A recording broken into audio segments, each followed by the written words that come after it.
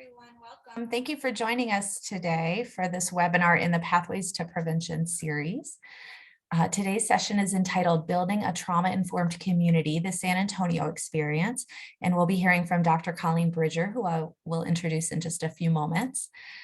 This series, Pathways to Prevention, is a partnership between the Injury and Violence Prevention Center and the Kemp Center for the Prevention and Treatment of Child Abuse and Neglect. And I'm Sarah Brandspiegel. I'm an instructor at the Colorado School of Public Health and Director of Outreach with the Injury Center.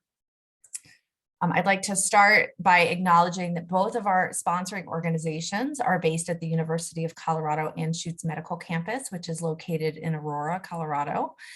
And we acknowledge that the University of Colorado's 4 campuses are on the traditional territories and ancestral homelands of the Cheyenne, Arapaho, Ute, Apache, Comanche, Kiowa, Lakota, Pueblo, and Shoshone nations. And we acknowledge the 48 contemporary tribal nations that are historically tied to the lands that comprise what is now called Colorado. This webinar series is designed to connect prevention workers with the latest science on protecting children and ensuring well-being of families. We offer these free monthly webinars for those working in public health organizations, social services, child welfare, and the nonprofit sector, and they're open to all. We hold them on the 3rd Wednesday of the month at this time, and we do record the sessions. Today's session is being recorded. So if you miss a session, you can watch the recordings at a time that's convenient to you. And we will be sharing the slides and the recording with everyone who registered for today's session by email as well. I'll also put a link in the chat in a moment to register for the January session, which will be on January 19th. And we'll be hearing from Carrie Rycian and Lindsay Bollinger, who will discuss their research on policy approaches to prevent child maltreatment and the importance of addressing neglect in prevention efforts. So I hope you can join us for that. And finally, I wanted to share that at the end of today's webinar, you'll be directed to a brief feedback survey. Please take a few moments and share your feedback with us. It's very helpful to us to be able to see your feedback on the session and your ideas for future speakers and topics that you'd like to hear about, so we can include that in our planning. So before I introduce Dr. Bridger, I'd like to see who's joining us today. So please take a moment and type into the chat your name and your organization and where you're joining us from, so we can just see who is here with us. I see we have about 100 people listening in on the call. Okay, welcome. Hi, Sandra and Christy. Great. Okay, I see lots of answers coming in. So this is great to see all over the country. Wonderful. Well, welcome. And we will have time at the end of the presentation for questions. So put those in the, if you have questions during the presentation, put them in the Q&A box or the chat, and we'll make sure that we save some time to answer as many questions as we can at the end with Dr. Bridger. So now I'd like to introduce her while she pulls up slides. Colleen Bridger is the founder and CEO of Colleen Bridger Consulting. She holds a Master's of Public Health degree from UNC Chapel Hill and a PhD in Health Services Research from UNC Charlotte. She started her career in 1990 working with a migrant farm worker clinic in Eastern North Carolina. And she then transitioned to working with international development organizations and North Carolina's Division of Public Health. The bulk of her work has been in local government, leading local health departments in North Carolina and San Antonio, Texas. Throughout her career, Dr. Bridger has tackled complicated issues like poverty, transportation, teen pregnancy, infant mortality, violence, youth smoking, and childhood trauma. Her most recent assignment was as the incident commander for the COVID-19 pandemic for the city of San Antonio. She left the city in July 2021 to start her own consulting company. And prior to leaving the city of San Antonio, she was one of several community leaders who led the creation of a county-wide trauma-informed care system. And that's what we'll be learning more about today. The system is comprised of a 600 plus member consortium, a $1.2 million institute for trauma-informed care, and a trauma-informed care certification process. She remains active at the local, state, and national level, advocating for trauma-informed approaches, especially in large systems that work with children. And we're so happy to have you here today, Dr. Bridger. I'm going to turn the floor over to you and look forward to hearing your talk. All right, thank you, Sarah. I appreciate that. Hi, everybody. So today I want to talk about San Antonio's approach to implementing a multi-sector trauma-informed care system, and then talk a little bit about some of the lessons that we've learned during that process. One note before I just dive into this, in San Antonio, our focus was intentionally and remains intentionally on children. So you'll hear that kind of bias in a lot of the comments and lessons learned that I have from our work so far, as we intentionally decided to limit our focus to children. So before I dive into talking about our system, I did want to briefly talk a little bit about what's happening right now and with the COVID-19 pandemic and its effect on children, and why trauma-informed care is more important than ever. There we go. So I'm assuming many of you saw this publication that came out recently in the Pediatrics Journal. And, you know, basically in that they found that 1 in 500 children have lost at least one caregiver or parent as a result of the pandemic. And then when they broke it down by race and ethnicity, that was even more concerning when you looked at American Indian children. It's 1 out of 168. For African American children, it's 1 out of 310 children, and for Hispanic children, it's 1 out of 412. So clearly, this is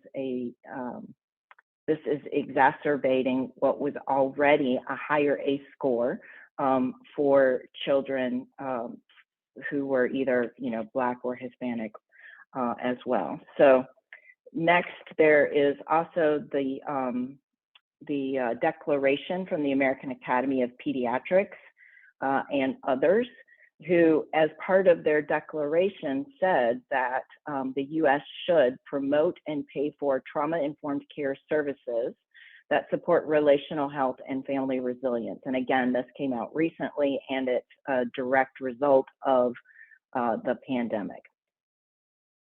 So again, all of y'all are very clearly versed in ACEs and why ACEs are important for public health to address.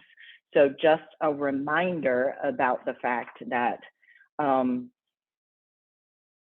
out of the top 10 leading causes of death are associated with ACEs, and most research shows this dose-response relationship between the number of ACEs or your ACE score and the risk of health challenges. So also a reminder that the CDC has crunched some numbers as a result of that and published some estimates of what preventing ACEs could do in regards to depression, heart disease, and overweight and obesity. And then they also estimated the effect of ACEs on socioeconomic challenges and as well as health risk behaviors. So again, just kind of setting the stage for why this is important. And I do that because when I speak in the community, for example, I think it's really, really important to make sure that people understand what ACEs are and why public health cares about ACEs as kind of a grassroots approach to dealing with chronic diseases. And walking people across, as I put it, walking them across the ACEs bridge to trauma-informed care gets them there a little bit easier than just jumping right into trauma-informed care. There's a little bit of kind of an American cultural bias against trauma-informed approaches if you just start there. But if you help people understand ACE's effect on a child's brain development and then walk them to, this is why it's important to be trauma-informed, they tend to stay with you a little bit easier. So, the bottom line, as y'all know, is we can overcome a high ACE score in children. And, basically what trauma-informed approaches do is help create that safe, stable, and nurturing environment that kids need in order to start reversing some of those trauma-induced changes that are happening in their brains. And so again, we're, I think, very familiar with this concept that trauma-informed care kind of shifts the conversation with these kids from what's wrong with you to what has happened to you. And so that's the highest level, simplest description of trauma-informed care that I use when I'm talking about what do you mean when you say trauma-informed care. But we can't stop there. So I have 2 slides that kind of go a little bit more in depth about what do you mean when you talk about trauma-informed care. And so, this slide from work done by Jennings, I think does a nice job of talking about what trauma-informed care looks like at an organizational level. And you can read the slide, but essentially, just like we did with healthcare organizations when we adopted universal precautions when it came to bloodborne pathogens, essentially what we're talking about here is adopting universal precautions around trauma. So making sure that the organization treats everybody as if they are dealing with serious trauma, allows the organization to deal with everybody in a very trauma-informed manner without exacerbating that trauma by needing to screen people and treat people differently based on their ACE score. So, that I think is a nice kind of culture change when it comes to organizations being trauma-informed, and also really drives home the point that it matters that every single individual who works in that organization be trauma-informed, from the CEO to the front desk person to the janitorial staff to the people who are providing direct services. Everybody needs to have adopted this concept of being trauma-informed and interact with kids who come into the organization in that manner. So the next slide that I have is another way of looking at kind of this definition of what is trauma-informed. And I like this slide because for people like me who came to trauma-informed care because we were looking for a way to mitigate ACEs, this really ties what organizations need to do to the effect that ACEs have on kids and their brains as their brains are developing. So for example, when kids are feeling like the world is a capricious, dangerous place that they should be scared of, when you have an organization that's trauma-informed and really focused on safety, that provides that stable, nurturing place that they need in order to let their guard down a little bit and not be constantly afraid. Similarly, these kids feel like they have no control over what happens to them. And so when you have a trauma-informed organization that focuses on choice and collaboration, that helps mitigate those feelings. And then these kids feel alone and powerless. And when organizations are trauma-informed and they really focus on, being trustworthy and empowering these kids to figure out how they want to get to where they want to go, that helps them with that kind of feeling alone and powerlessness concept. So I really like this definition. It's very concrete and it ties it to what's happening with these kids. So a short detour to also point out the fact that a lot of times when we talk about organizations becoming trauma-informed, we frame that through kind of a you can help kids do better lens. But I also want to remind us about the fact that when you're not a trauma-informed organization, you are actually making things worse, or you run the risk of making things worse. And so this is a nice slide that I think also reminds us that you can, when you're not trauma-informed, you can actually re-traumatize when you're trying to help. And so this is just a gentle reminder of why being trauma-informed is important. So let's talk about what's happening in San Antonio. In 2018, there were about 25 of us who gathered together and spent the day kind of plotting the path towards how are we going to deal with ACEs in our community? What are we going to do about ACEs? And what we came up with were a couple of things. One, we identified that we were going to, as I mentioned earlier, focus on kids. Second, we identified the fact that we wanted to make sure that we worked with every single system in the city and the county where adults interacted with kids. And that's different. A lot of places in their trauma-informed care work have said, we're gonna start with this organization or this system. Our approach was, rarely do kids just stay within one system. And if only one system is trauma-informed, we're not really making that much of a difference, because when they go to the next system and it's not, then that kind of re-traumatizes them and undoes maybe some of the good that we were able to do. So our focus was across the board, identifying every single place where kids come in contact with adults that are systems that we could work with. So we identified 12 different sectors, and I'm going to talk more about that in a second. And then we identified the need to help all of these sectors become trauma-informed, and spent the next year training dozens of professionals throughout the community to become ACE interface trainers. And they presented this ACEs training to thousands, tens of thousands of people throughout the city of San Antonio and Bexar County. Again, because what we found was walking people across the ACEs bridge to trauma-informed care works better than just jumping straight to trauma-informed care. And ultimately, what we ended up creating was this kind of trauma-informed care movement, and it grew much more quickly than we expected. And so we had to quickly regroup and figure out, okay, well, what are we going to do here? Because what we found was there was a lot of interest in organizations being trauma-informed, and the result of that was a lot of organizations just kind of self-declared that they were trauma-informed. And when you scratch the surface, they weren't even close. In fact, they were doing a lot of damage to the concept of trauma-informed care by calling themselves trauma-informed when they weren't even close. And so that sent us back to the drawing board, and that's when we decided to create this kind of system that I'm going to be talking to you about.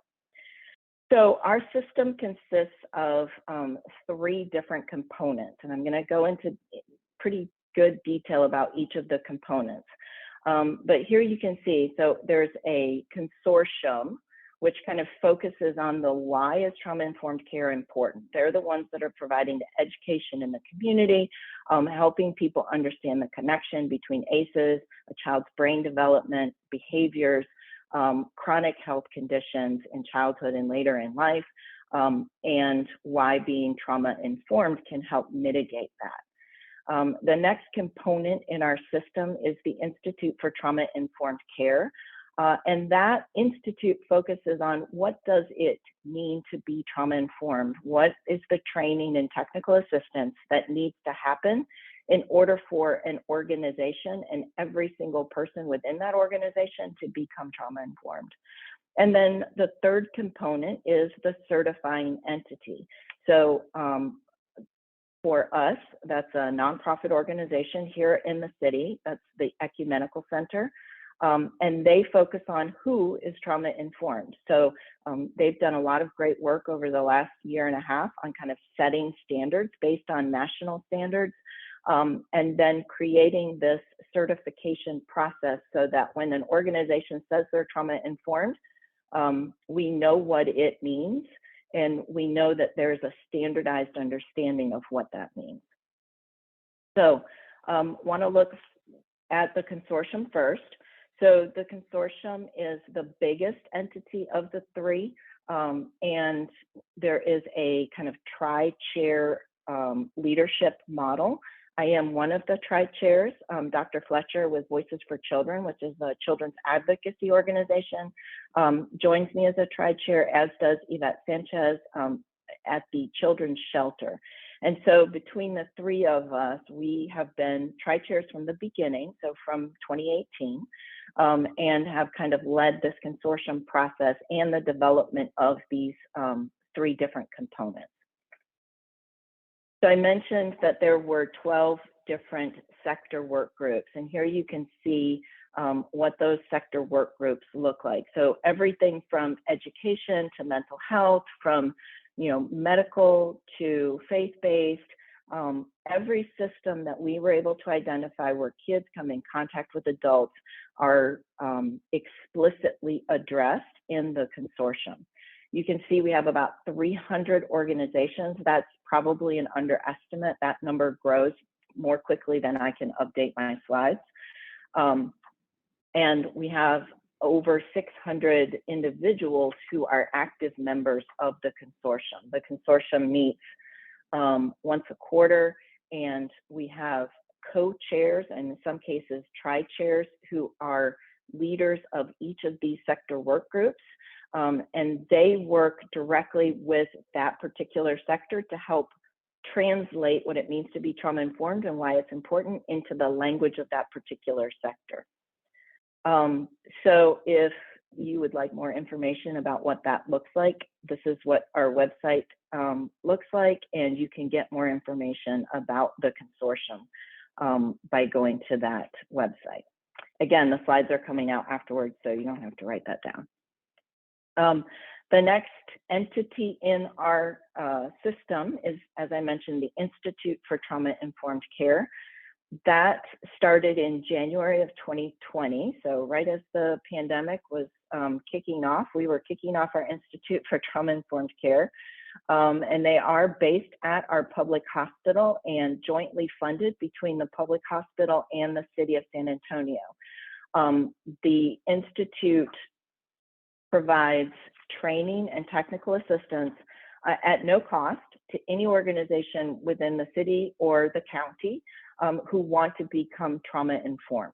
So again, you can see the website there, and if you'd like more information about the different types of trainings that they offer, you can see that. Again, our funding is specific to Bexar County and the city of San Antonio, but you'll notice that we call ourselves the South Texas Trauma-Informed Care Consortium because we are the only system-focused group in the state of Texas that also focuses on providing certification for trauma-informed care. And so we want to make sure to provide access to those services beyond just San Antonio and Bexar County.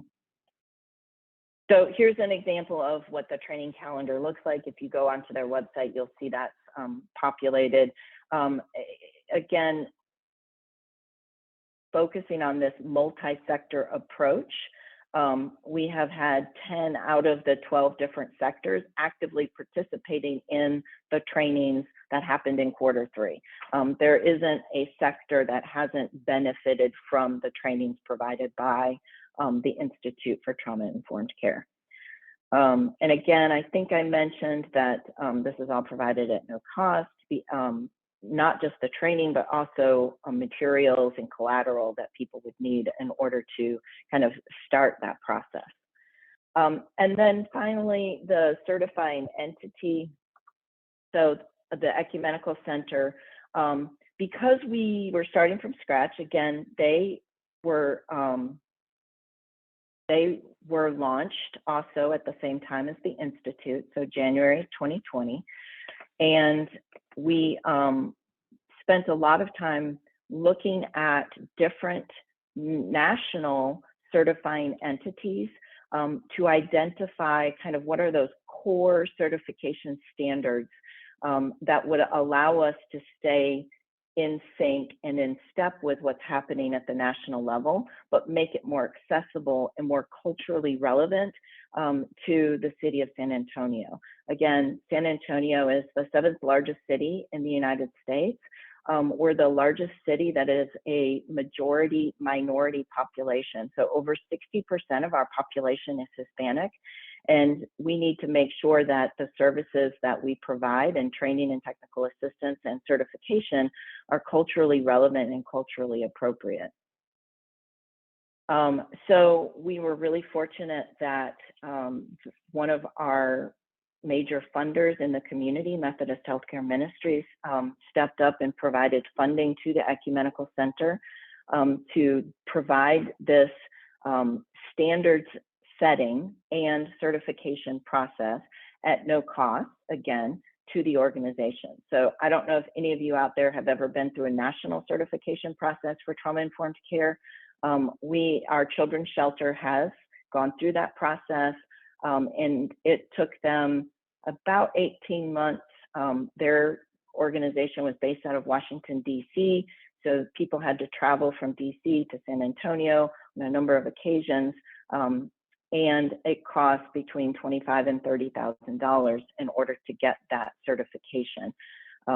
Here in San Antonio, the process takes about 12 months, so it's still very competitive and very rigorous, but again, it's provided at no cost. So the way we developed the standards was we created 3 different levels. So level 1, we think is applicable to every organization, no matter what type of service you provide. There are a set of core trauma-informed care components that are critical to your service delivery, whether you're a hospital or a nonprofit that has 2 people. And so level 1 is focused on what are those core concepts. There's also level 2, which we have just finalized those standards, or in the process of finalizing those standards later this afternoon, which allows organizations to become more specialized and get a little bit deeper into what it means to be trauma-informed. And then level 3 in the trauma-informed certification process is very sector-specific and provides that training and technical assistance that's very hospital-focused, for example, if you're a hospital becoming trauma-informed care certified. So, how does that work here in San Antonio? Again, the focus is on kind of creating this shared language so that everybody knows what it means to be trauma-informed. It's not like a JACO accreditation process where you get points deducted for not doing things. It's a trauma-informed process, right? So it's very much about providing the supportive environment that organizations need in order to become trauma-informed. As I mentioned, there's not a charge for certification, and we recognize that as long as you provide those core components, we're not going to provide just kind of a cookie cutter approach to what it means to be certified. It's very much individualized to the organization and helps you take the core concepts and make them applicable and culturally competent to your organization. So the process starts with a self-evaluation. An organization that wants to be certified in trauma-informed care completes the self-evaluation tool. When they've completed that, they identify areas where they're not going to meet the standards, and that's when they go to the Institute. And the Institute will help provide training and technical assistance on how to improve in those areas that the self-evaluation tool identified as needing improvement. Once they've gone through the self-evaluation, they've gone through training and technical assistance and feel like they're ready to go, then they reach out to the Ecumenical Center, which starts the year-long process of doing that certification.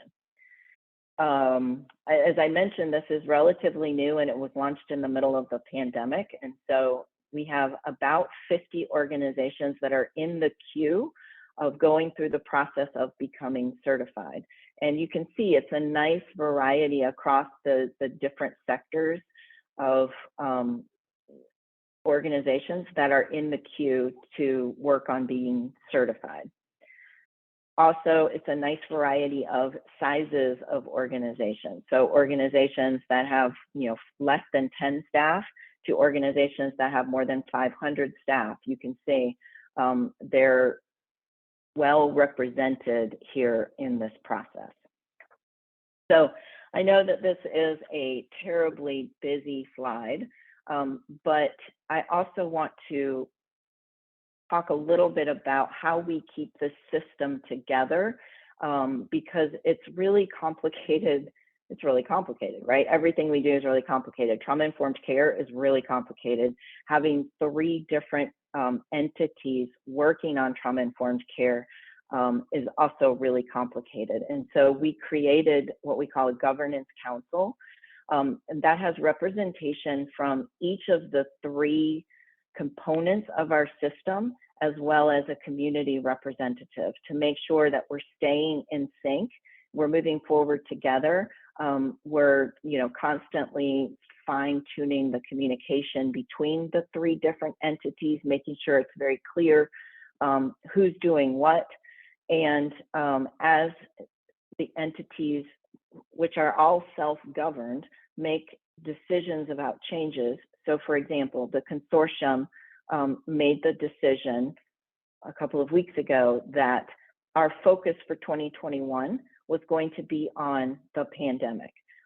So everything that we were going to do for the year 2021 is going to be focusing on how do we prepare organizations to deal with the challenges and respond in a trauma-informed way associated with the pandemic.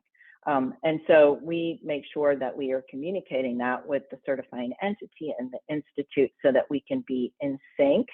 But it's challenging to have 3 different organizations with 3 different governance structures moving forward together, staying in sync, but also maintaining their own identities.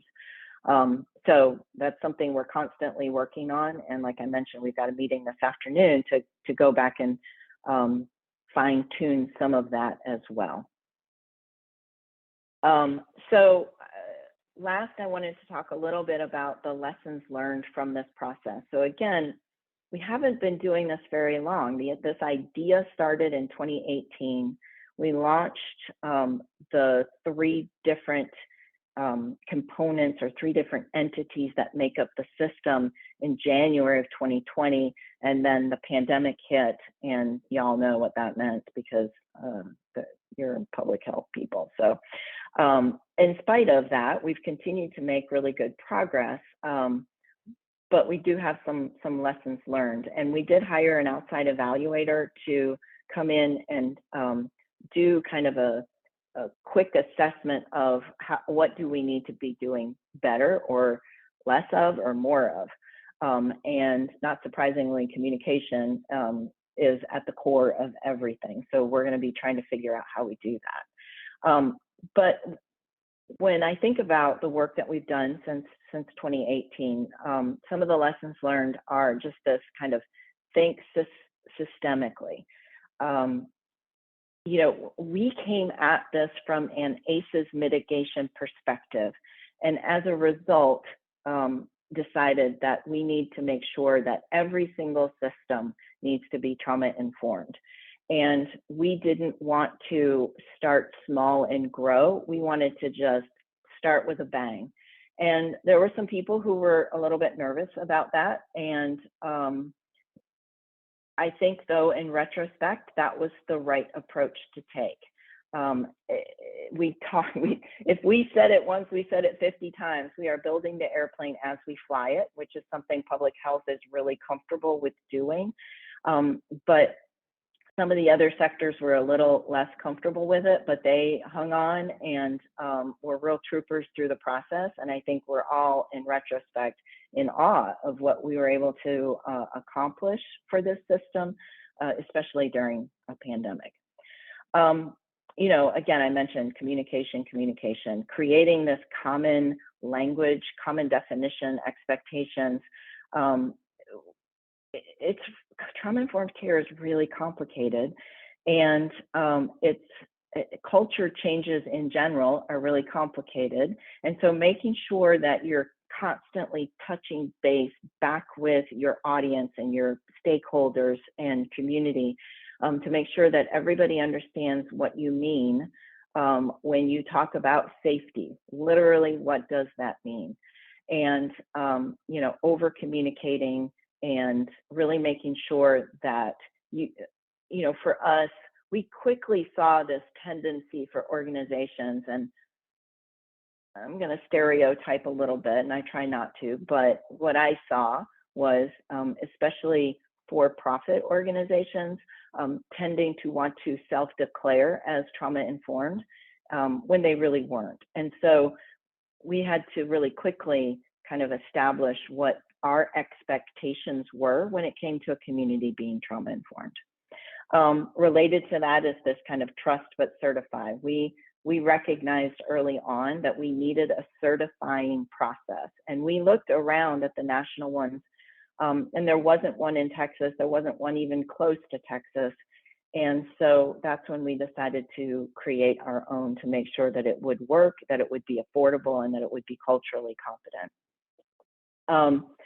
So staff make the world go round. So many community-based collaborations or collective impact organizations or consortium or whatever you want to call a group of organizations that comes together to address a common challenge, think that they can do it completely with volunteers. And what we decided right out of the gate was that we were going to have staff. And so each of the organizations that were represented by the tri-chairs, and at the time I was representing the city of San Antonio, specifically the health department, each of us committed staff to help with the sector work group meetings. So staff would do the agenda, staff would make sure there was a place to meet, staff would do the minutes. And then the staff would gather. We had at least 4 or 5 different staff who were working on this. They would gather on a weekly basis and share challenges from the different sectors so that we could identify themes when there were communication challenges or whatever that we needed to address. So if you're thinking about starting something like this, my recommendation is don't try to do it with just the organizations volunteering their time. Make sure you have staff assigned whose job it is to handle all of those logistics. And then, finally, it's complicated, but it's not impossible. And our approach and our kind of assumptions were that starting small wasn't going to work. And so we just went for it. And we focused on this multi-sector implementation, which made it that much more complicated. But I do think that, ACE's research came out over 2 decades ago. We're so far behind. We already took too long to figure out what ACE's research meant for public health, for how do we do something about it. Trying to take this slow, methodical approach to implementing trauma-informed care doesn't make a lot of sense to me. And so that's why we decided to just dive in and really tackle this from every single place where kids interact with adults. So with that, I wanted to make sure to leave time for questions. So I did. And I'm going to stop sharing. Again, Sarah's going to send out the slides, so you'll have those. And I'm happy to answer any questions that anybody has. Thank you so much. Really interesting to hear about your work, and I appreciate your notion of sort of going big, just going all in on this citywide in a large city. So super interesting to hear. We are starting to get some questions, and others can share their questions in the Q&A. Let's see. Our first question, you mentioned staff and the importance of having paid staff devoted to the work. Do you have numbers, like how many FTE it took to support this work across the different organizations? So I would say FTE wise, we probably in the beginning had 2 FTE that were just focused on the consortium.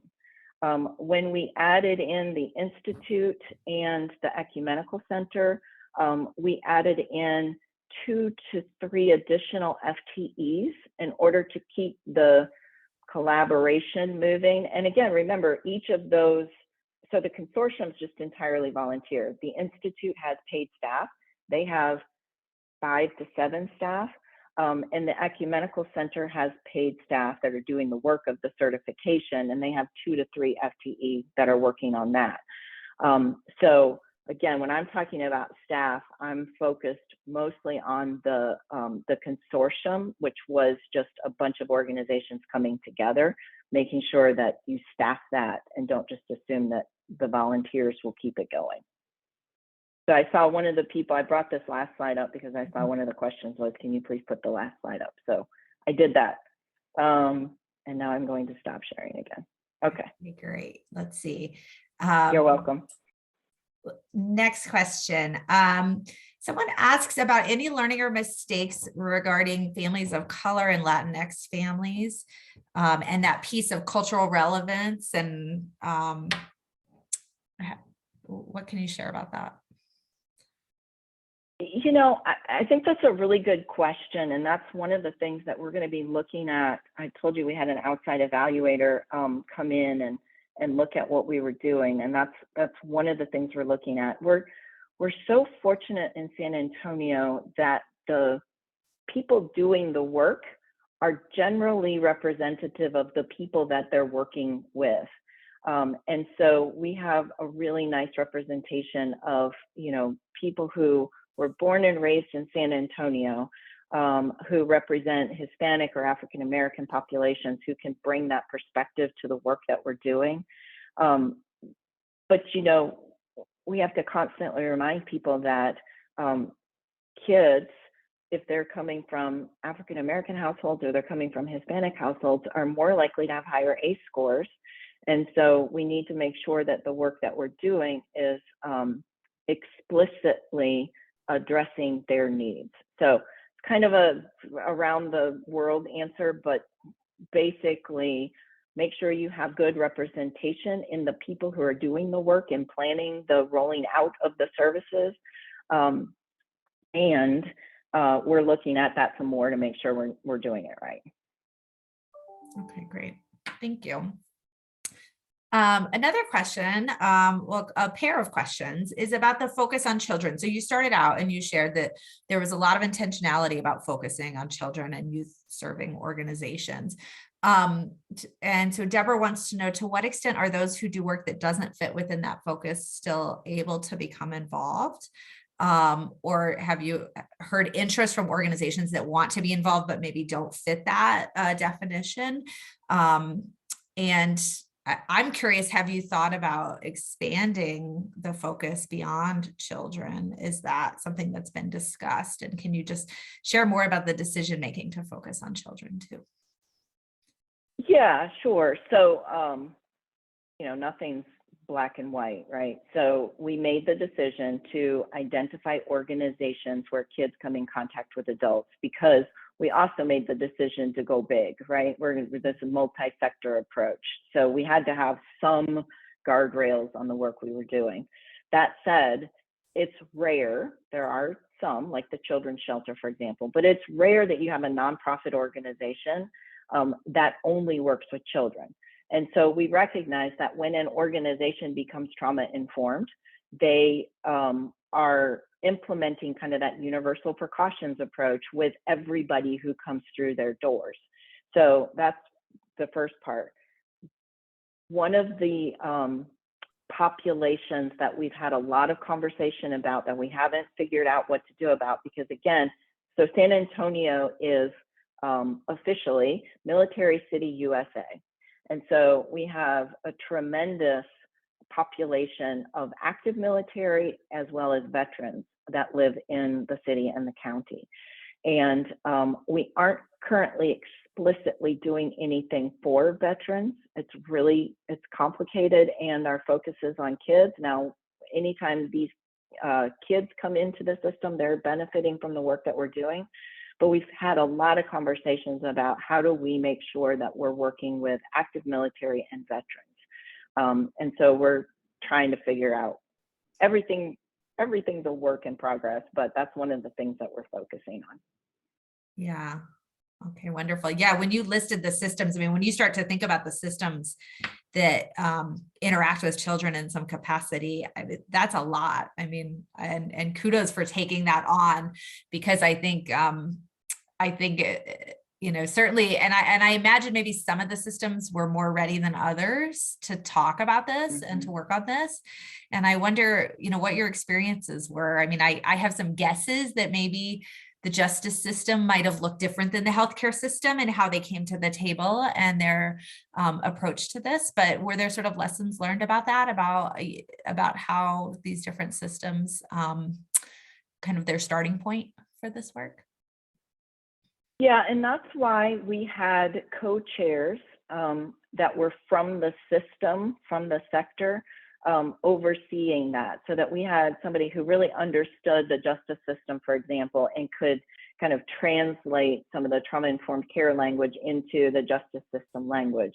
Now, I will say, the justice system is fairly advanced in their trauma-informed approaches. They get a lot of really good guidance from the federal government when it comes to being trauma-informed. So that's one of our more advanced systems. The faith-based community has been probably the least organized around being trauma-informed. I mean, I think to many of them, it's kind of an intuitive concept, but they haven't been working in this realm. And so having the leadership from faith-based communities kind of work with that sector has been super important. Interesting. Great, thanks. Okay, the questions keep coming. Anna wants to know, how did you get the university health on board supporting this idea of an institute? Can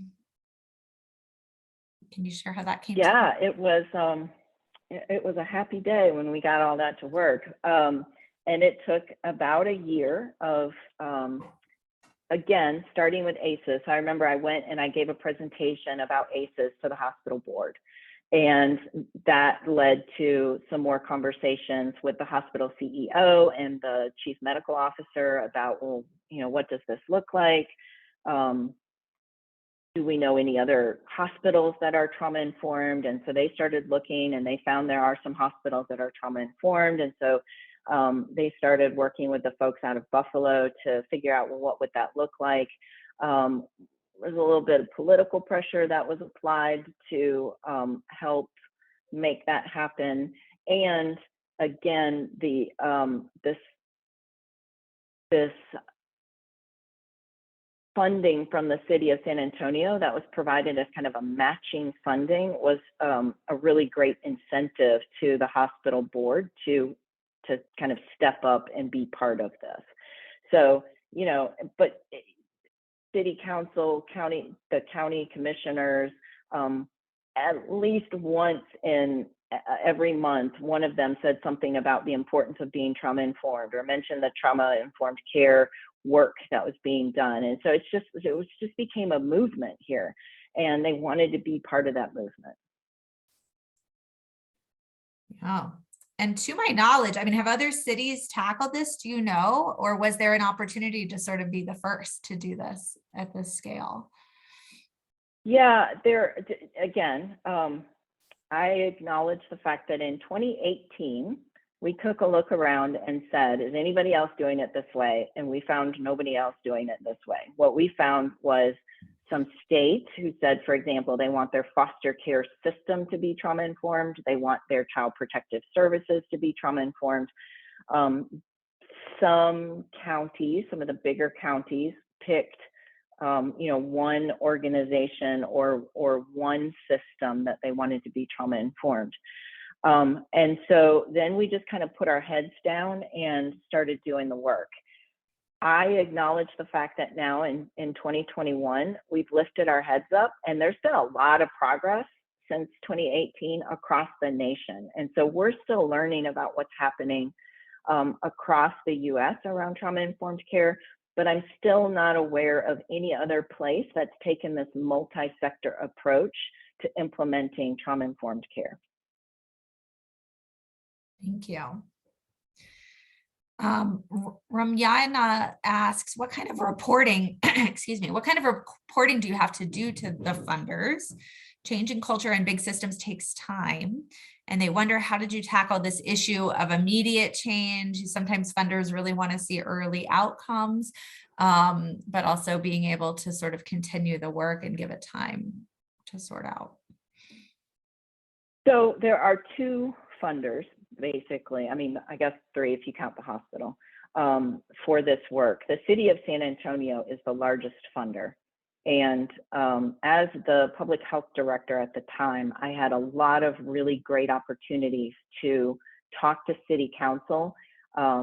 My boss at the time was the deputy city manager who in 2019 became the city manager. So he rose to his position of city manager, having been well indoctrinated by me about the importance of being trauma informed and how it was a generational commitment.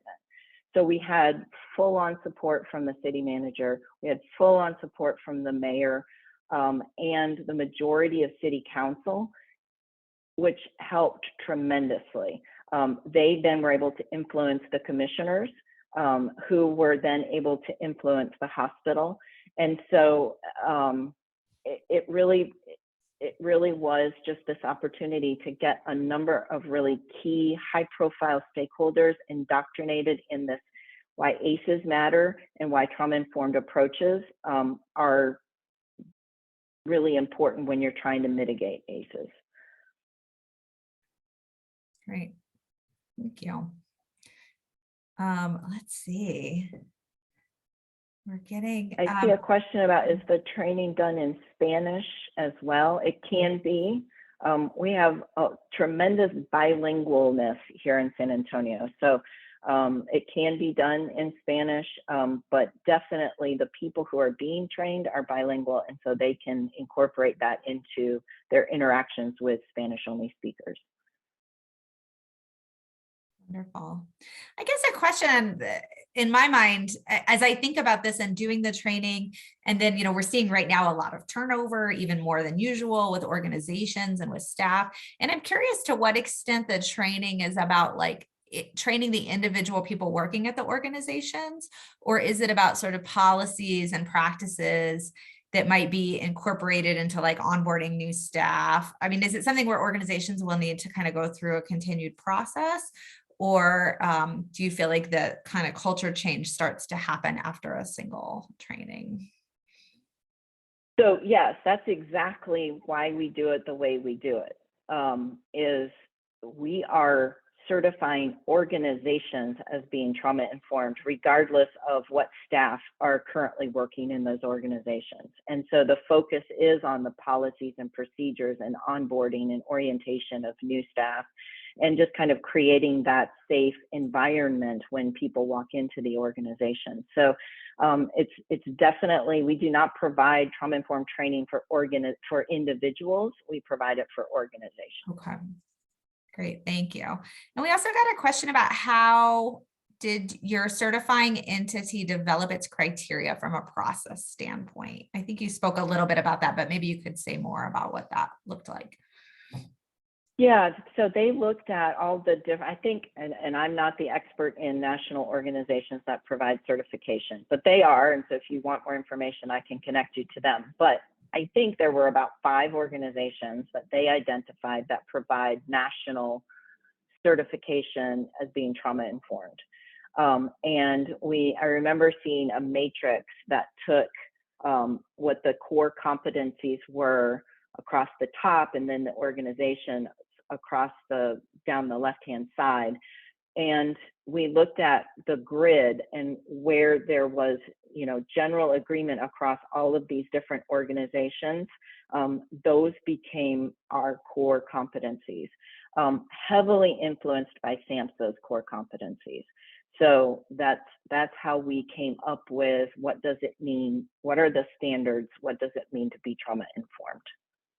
And I see another comment from Claudia that reminded me that I forgot to mention, that the city of San Antonio, again, the city manager has been well indoctrinated in why trauma-informed care is important. This year, as part of the kind of COVID recovery and resiliency process, the city committed to having every single one of its 36 departments be certified in trauma-informed care within the next 5 years. So everything from the police department, the fire department, the health department, to the World Heritage Office, they will all be certified in trauma-informed care within the next 5 years. Wow. It's fantastic. Thanks. I'm looking at the other questions. We're just peppering you with questions. Peter wants to know okay. What factors influenced individuals and agencies to work together? Were there any holdouts? So again, we created, and I wish I understood, you know, we created this movement, and I wish I could go back and give you a step-by-step guide for how to do that. Some of that was just, we were in the right place at the right time with the right message. But I think that right place, right time, right message exists right now in a lot of places as a result of the pandemic. And so I think more and more people recognize the effect of trauma on kids' brain development and on their ability to do well in school and therefore to do well in life. So I think that is not unique to the city of San Antonio. But I also think that you do need to involve your kind of movers and shakers. You need to involve your elected leaders and your faith-based community, et cetera, et cetera. And yes, there are tons of holdouts. And every single time I gave a presentation and walked people across the ACES bridge to trauma-informed care, there was always that one, and I'm sorry, old white guy who would say, well, when I was a kid, my mom beat me and I turned out fine. And you know, you just gotta kind of move past those holdouts, and you're gonna get to the point where you have a critical mass, and the kids are gonna benefit as a result of that. Wonderful. Well, thank you so much for sharing. It's, I think, really helpful to hear sort of where you landed, what the process looked like, how it unfolded, and your lessons learned from San Antonio. And I'm excited to see some resources in the chat. Elizabeth just shared a plan from Delaware, which has a compilation of trauma-informed care plans from multiple state agencies. So I think you're right. I think there's a huge amount of opportunity right now. And thanks for providing your contact information. So if others want to get in touch with you and get more information about the San Antonio experience, they can do that. And so appreciate your time today, Dr. Bridger. Thanks to everyone who joined us. We will be sending out the slides and the recording from today, and also the information to sign up for the upcoming webinars. But thanks again, and I'll give you the last word if there's anything you want to send everyone off with as we close out. I guess I would just close with be bold. This is the time. The community where you work needs you to be bold and tackle this. And yes, it's going to be hard and complicated, and you're going to make mistakes and you're going to drop balls, and that's okay. You can pick them back up. But this is not the topic or the time to take slowly and carefully. Great, thank you. All right, everyone take care. Thank you, everybody.